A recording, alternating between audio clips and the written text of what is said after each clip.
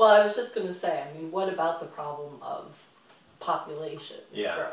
I mean, that is a significant portion of the problem. We don't have as many resources because we're using them up, but we're using them up because we have too many people. Yeah.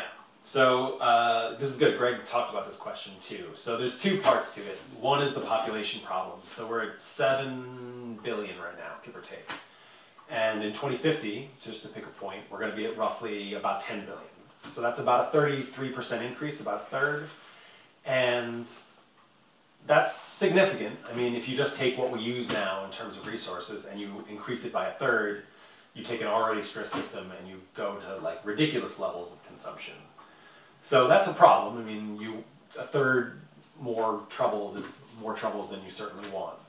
But the bigger problem really is just looking at each individual and how much they consume on a per capita basis. If everybody on Earth lived as Americans do, you need 5 planet Earth's worth of stuff to support us all.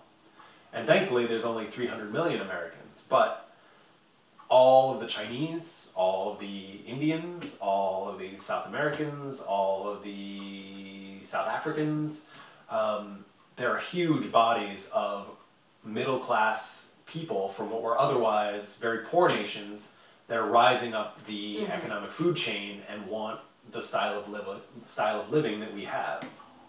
So that means, I mean, Chinese are eating more meat, they're driving more cars, and they're basically just emulating a Western style of life. And doing all that means we gotta dig up more fossil fuels, it means we gotta kill more pigs, it means we gotta find more rubber to put on tires, it just means more stuff.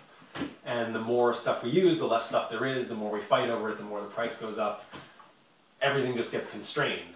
Population is part of it, and Greg was talking about, goofy euthanasia schemes or stuff like that, one-child policy. I think we talked about one child for a while.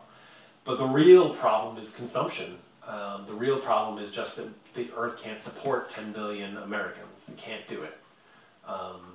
We can barely support 300 million Americans at this rate. So we're going to have to find some way to not consume as much. And really it's growth. It's not just consumption. It's not just like, oh, let's put our paper, use paper bags instead of plastic. It's that our whole economic model is based on growth. Our whole vision of what human society is supposed to be is based on growth. I mean, if we're not growing, you're dying, right? That's the way we look at things. But I mean, we've been in an economic crisis for about 4 years now, and all anyone talks about is growth, right? Like, how is the economy going to grow? What's the GDP going to be this year versus next year? Like, governments try to budget for 4 to 5% a year growth, and we were talking about compounded interest, compounded problems before. I mean, 4 to 5% increases in GDP means if we take the amount of consumption, the size of the economy we have now, and you run that out to 2050, you're talking about global GDP and a global consumption model that's 3 times what we've got right now. Just straight up 3x. So we were talking about a third more for population. If you're just talking about consumption, that triples the problem. Not a third, but triple. So we do have to find a way to somehow, I mean, to me, climate change sort of is the crowbar that cracks the lid off of all of this other underlying stuff.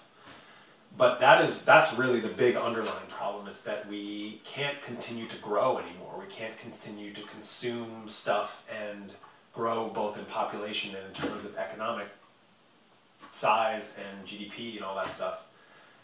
We can't grow. I mean, there's no room to grow, and the Earth can't support us anymore. So finding the term in the books that I read is steady state economy, steady state, which sounds nice. Just finding and regulating something that maintains its same size and same consumption levels and same economic output. And that's Star Trek. I mean, that's like some strange futuristic model of human governments that I can't even envision at this point. But that's what's going to have to come about if we're going to pull up out of the nosedive of just the consumption part, not even the climate part.